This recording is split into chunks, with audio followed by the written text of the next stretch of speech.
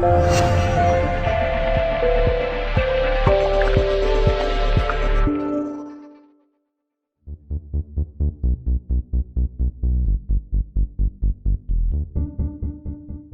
James, your views on the defeat today at Macclesfield?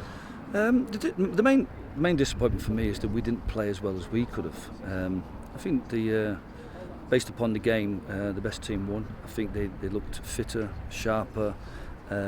They were a good side, and they'll do well again this season. They're always there or thereabouts in the conference. So it was a fantastic workout for us, because it's more of a realistic test for us than perhaps like under 21s or elite development squads. So the great thing for me today is that I've learned an awful lot more about my players. I wondered that. Worst possible start, wasn't it, today? And I know you'll be disappointed with both the goals that you conceded. Yeah, I mean, the second one more than the first one. I mean, obviously, teams like Macclesfield are sharp and incisive at times, and so if you play a sloppy ball into midfield, they were quite quick on the transitional counter, and were ruthless. The second one was more disappointing when, if you like, we left the centre halves come across and got in each other's way, and then we leave a big gap for the which was Danny Rowell, although he's playing number 11, but the number 10 who come in late. So we've left ourselves vulnerable. If you don't win the first ball, you've got to make sure you be covering the holes in behind you, and we didn't either on that goal. So that was more disappointing, because at that stage I think we were, although without being brilliant, we were starting to work our way back into the game, creating chances and creating half chances and putting a bit of pressure on them, and the game could have been different, but that goal going in, I think, just moved the game away from us. Having said that, overall, did you feel your second half showing was better than your first? There was positives in both halves. Maybe the change of personnel in the second half brought a little bit more energy, the change of shape, and players just working hard with the instructions they got at half time. But no, I just think first half we just didn't connect very well with each other up front. I think we didn't balance off in midfield, and like I said, we were just a touch short on the sharpness of the first ball, and maybe that was because they've scored the goal and we were a bit more hesitant about committing to the first phase. But we learned a lot from the players. And worryingly, I guess you've picked up a couple of injuries as well today, Glenn Rule and I think Michael Clark as well. Well, the more of a worry for us was Michael Clark. The lad's bumped into him after he's cleared the ball, and as he's landed he's got a little bit of something. We don't know how serious that would be. Again, something similar in the second half. Smalley's gone for a ball and the lad's been late. You're going to get these things pre-season, so the best thing was to take both of them off. Glenn Rule again got kicked on his Achilles, so that's always going to be sore given the history he has with that. But no, it was nice to come into the game with a fully fit squad, and hopefully now we'll be going into the Alfreton game with a fully fit squad. When you look overall, are you pleased with the pre-season preparation you've had? It's a group of players you've had together for a little while now, which not a lot of managers are able to enjoy that, are they? Yeah, no. I mean, the great thing apart from perhaps Scott Spencer, is that everybody's been here from day one. So even some of the trialists have been here from day one that we're going to convert to contracts or non-contract players. So the squad's healthy. Pre-season's been good.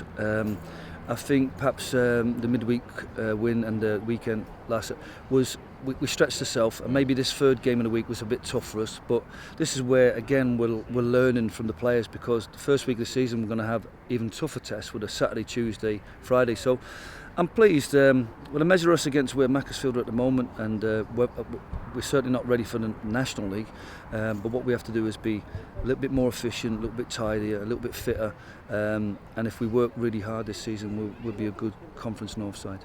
And you've deliberately left this coming week clear. You're going to work with the players on the training ground Tuesday, Thursday. What sort of work do you do in the next 7 days? Well, it becomes more match specific. Obviously, I travelled across to Alfreton last night to watch them, and despite the manager's shenanigans with numbers, it's quite clear what their team is and what their strengths are. And Alfreton, you can always expect they've got a physical team. They work really hard, well organised. So it's going to be a tough opening game for us. Their away record's great as well, isn't it? When you look at the end of last season. Yeah, I mean, we beat them at home. To be fair, we beat them home and away last year. So, but again, they're a different team. We're a different team, so we can't go off last year. But this we know it's going to be a tough game physically. We've obviously had Stalybridge watched as well, so that's going to be a tough game. So the work this week will be 75% Alfreton and 25% looking at the next games and making sure that we're prepared for the next week's games, because we're going to be going from one game to the other without a training session, so that's going to be quite difficult in that week.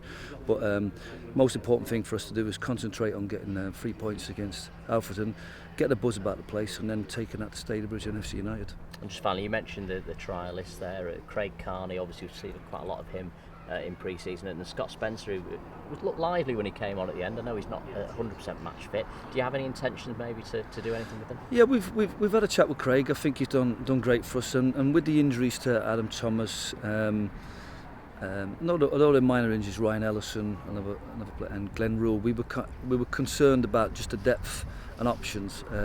So we've agreed with Craig. Craig's going to join us on non-contract terms, so I think that sort of bolsters the squad.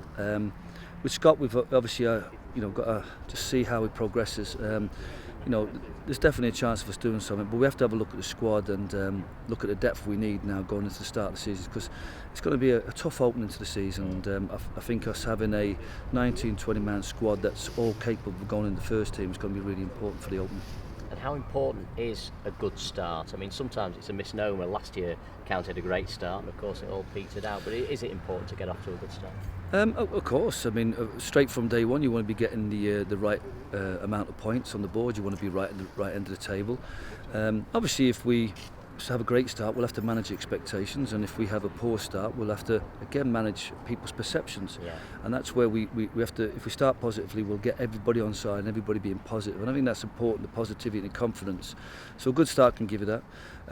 But the most important thing is that not only do we start well, but we stay strong and we finish even stronger. And I mean, in the season, if I go back 3 years, the season opener, we beat Alfreton, we beat Grimsby away, but the squad was weakened as the season went on, and eventually the club got relegated. So I think it's very important that we're mindful that the last 6 games of the season are going to be massive in terms of 18 points, but we have to have that sort of mentality that the first 6 games are just as important, picking up points. So we'll be targeting wins in the opening week, and it's important that we get into winning habits, because we've had a good pre-season, but we want to have a great start to the season. Fantastic. Thanks for your time. Thank you.